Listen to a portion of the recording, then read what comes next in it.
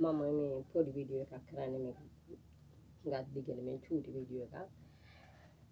පළවෙනිම මගේ ගම කඩුවිල මම දැන් වැඩ කරන විජේසේක ගත වෙලා ඉතින් මේක මගේම වීඩියෝ එකක් මේ YouTube එකට දාන්නේ.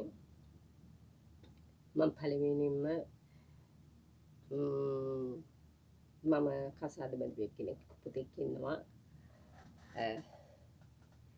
පුතා හම්බෙන්නේ පුතා අවුරුදු 5කට පස්සේ තමයි මට හම්බ වුණේ. පුතා හම්බ වෙන්නේ ඉස්සල්ලා ඉතින් කියන්නේ මම බුදුන්ගේ නැකතේ ඉපදිච්ච කෙනෙක්. ඒක නිසා දරුවා හම්බ වෙන්නේ ප්‍රමාද වුණේ. බුදුන්ගේ නැකතේ දෙවියන්ගේ හෝරාවේ. එතකොට එහෙම අයට දරුපල ප්‍රමාද වෙනවා. ඉතින් ඒ වාගේ ප්‍රමාද වීමෙන් තමයි මට පුතා හම්බුනේ අවුරුදු 5කට පසු. ඉතින් මට ඒ අවස්ථාවකදී මට මම සිල් ගත්තා. කියන්නේ සිල් අරගෙන මම ඊට පස්සේ බුදුන්ගේ නැකතේ එක්කෙනෙක් මම පුංචි කාලේ අවුරුදු 7 ඉඳන්ම මම සිල් ගත්තා අවුරුදු 16 වෙනකන්. ඊට පස්සේ අවුරුදු 16න් තමයි විජේසේක ගත වුණේ.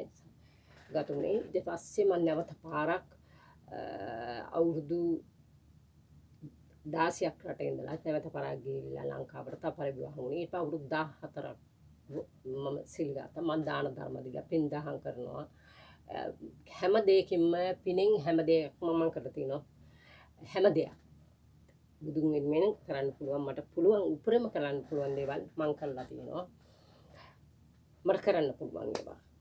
මට කරන්න බැරි දේවල් තියෙනවා පුළුවන් දේවල්. මට පුළුවන් කියන දේවල් මම කරලා තිනවා. ඉතින් තව ඉදිරියටත් ඒ වගේ කෙනෙක් තමයි මම.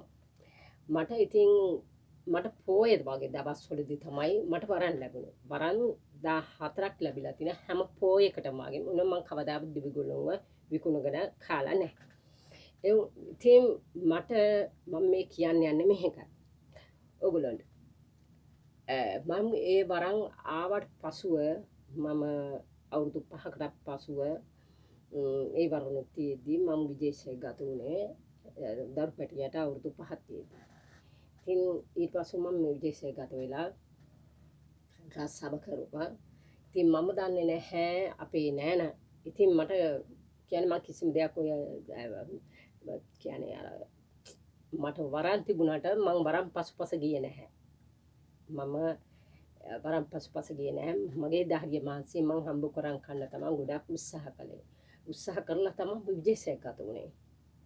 දෙගසලා මේ ගෙදරට ආවේ.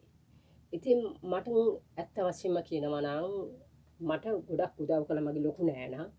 ඉතින් යාගේ දරුවෝ ડોක්ටර්ස්ලා ඉංජිනේර්ලා ඒ වගේ ලොකු තානාන්තර දන්න ලංකාවෙත් මේ කට්ටිය ඉන්නේ නිව්සීලන්ත වල. දැන් මේ නෑනා ටිකක් කියන්නේ තමන්ගේ කියන්නේ අර කුල ભેදේ වගේ තැන හොයන කෙනෙක් මෙයා. ඉතින් කොච්චර උගත් වුණත් කොච්චර උසස් තානාන්තර තිබුණත් එයත් හොඳට ගත් කෙනෙක්. ඒ වගේම හොඳ විජේසේක ගත වෙච්ච කෙනෙක් එයා. කෙනෙක් එක රටවල ගිහිල්ලා යුරෝපේ ඉඳපු එක්කෙනෙක් හොඳට උගත් එක්කෙනෙක්. ඉතින් අවසන් නිව්සීලන්තෙත් ගියා. ඉතින් මේ වගේ කෙනෙක් වෙලත් ඉතින් මේගොල්ලන්ගේ අර තියෙන ලොකුකම කියලා තියෙනවනේ. ඒක නිසා ඉතින් ඔහොම ඉන්නකොට මට කැන්සර් එකක් කරනවා මේ අම්මාලා. ඊට පස්සේ කොටස